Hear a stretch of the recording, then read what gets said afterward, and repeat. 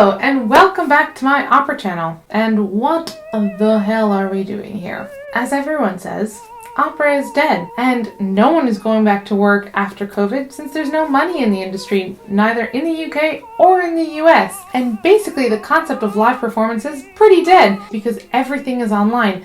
And who the Falstaff wants to go and sit in the theater right now anyway? My couch is so much more comfortable, and I'm not offending anyone by being in my pajamas, so.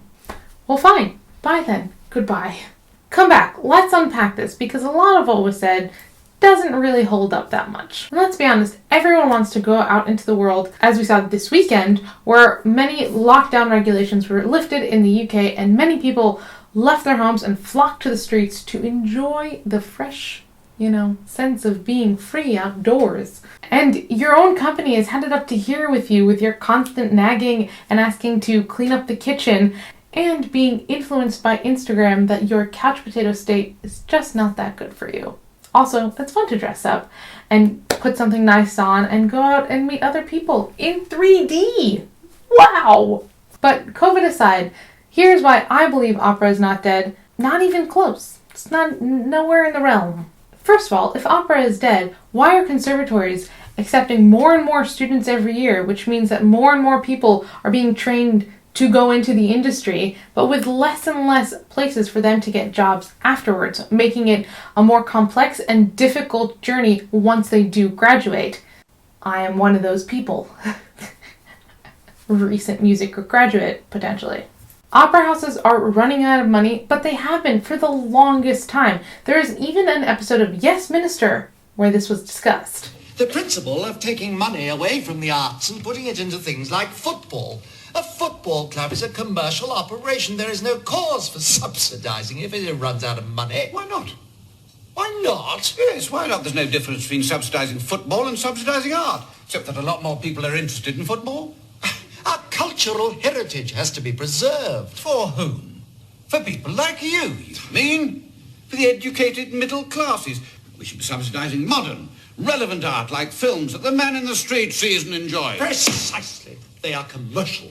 Now, I don't completely agree with that entire segment, but the idea that art shouldn't be subsidized just because it's for the educated upper middle class, I really disagree with. Because if the arts were subsidized properly, tickets wouldn't have to be so expensive because the costs were already covered and would be more accessible to more people. As Sir Humphrey says, arts are not commercialized in the same way as films and sports, and therefore their shelf lives are completely different. Films live on forever, and they pay back what they need to in commercial success over many, many, many years. But theaters have to do the same thing every single night and can't count on being a box office weekend success. But they need to keep people coming back night after night, and they have to change what they do day after day or every couple of months. And it all comes down to really what's going to give us the best economical gain and the most immediate profit. These other forms of entertainment can count on repeats without any extra work. As an athlete, you have many more streams of income,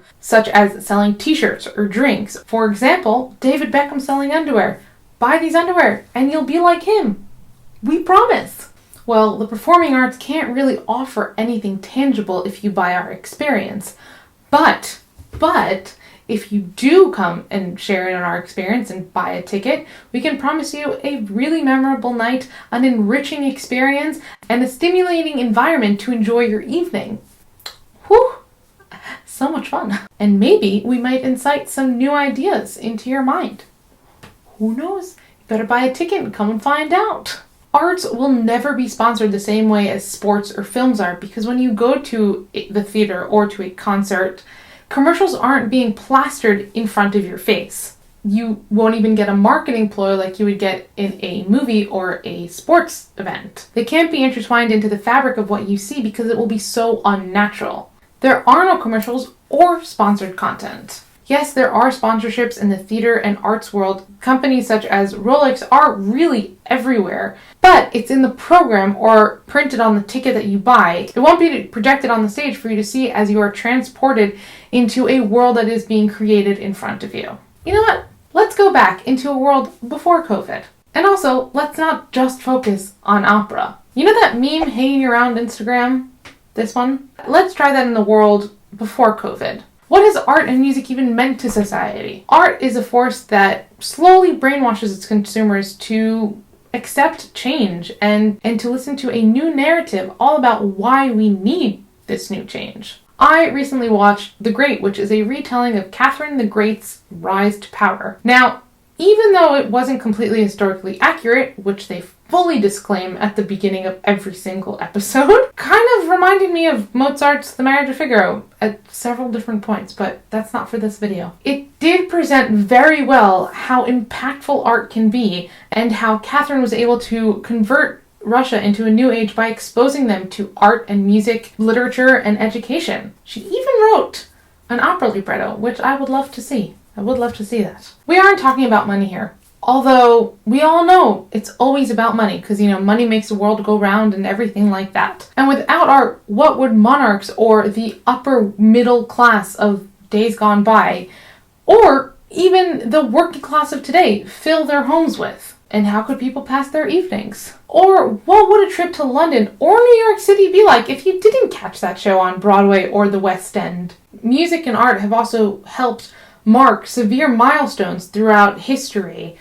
For instance, Paris' Eurydice, which was commissioned for the marriage of Maria de' Medici to Henri IV of France, or Handel's Zadok the Priest, which was commissioned for the coronation of King George III. Music can transform stories into seeds that plant ideas into your head and help you grow and get inspired and think and create your own personal thoughts and ideas. Governments throughout history have known the power of music and art and what it can do, and have censored what was allowed to be made so people would only see whatever that government's propaganda wanted them to see or be shown at that specific time. When books or films such as The Hunger Games, 1984, or The Handmaid's Tale are depicting a dystopian society, they always show how the government is very highly censoring who's allowed to see what, when, and how. There are still governments like this today that enforce the rules of how to censor and what is allowed to be published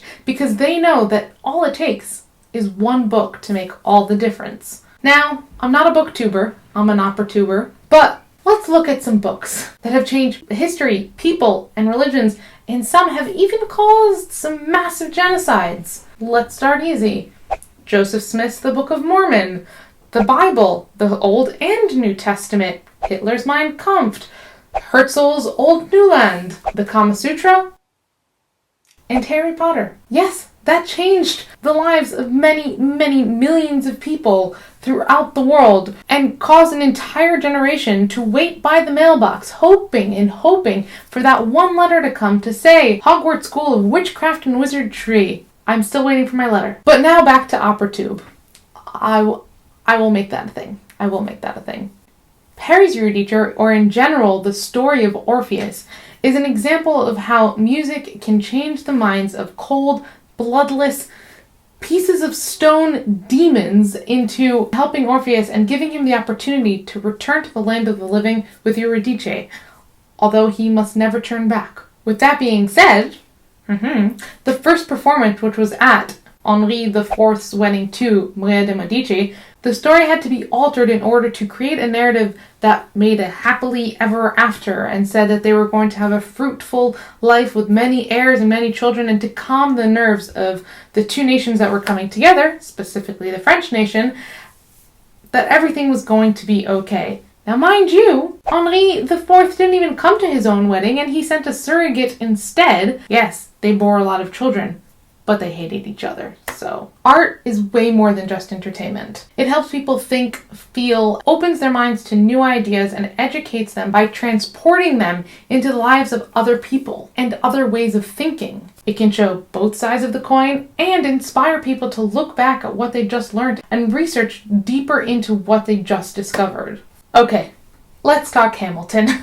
No musical was selling tickets the way Hamilton was, and most high school students had no idea who Alexander Hamilton was. Other musicals that were set in that same American history time are almost long forgotten, but to me, 1776 was everything. It inspired me to learn more about the American War of Independence and read about the people who fought in those wars and why. And yes, I was that weird 12-year-old who dressed up as Abigail Adams because that was just how impactful that show was to me. And mind you, I grew up in a completely different country than America. I also didn't like constantly explaining who I was, so I just explained that I was an American colonial woman. No, I wasn't an American colonial woman. I was Abigail Adams.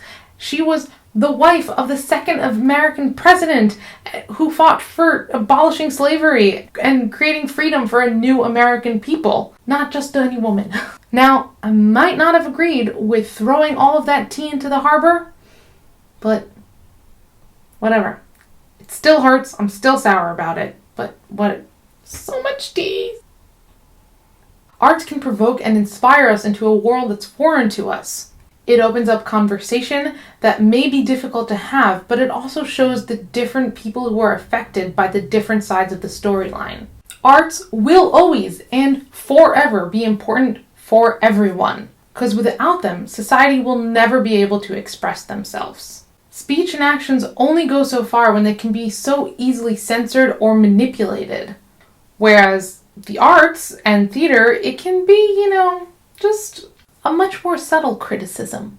Should we talk about Witherspoon's getting $48.3 million from the government, shall we? No, maybe not. You know what? Yes. Let's do this. You're already here. Witherspoon's a chain of pubs in the United Kingdom that takes old theaters that have been abandoned or have had to close due to lack of funding and turns them into pubs.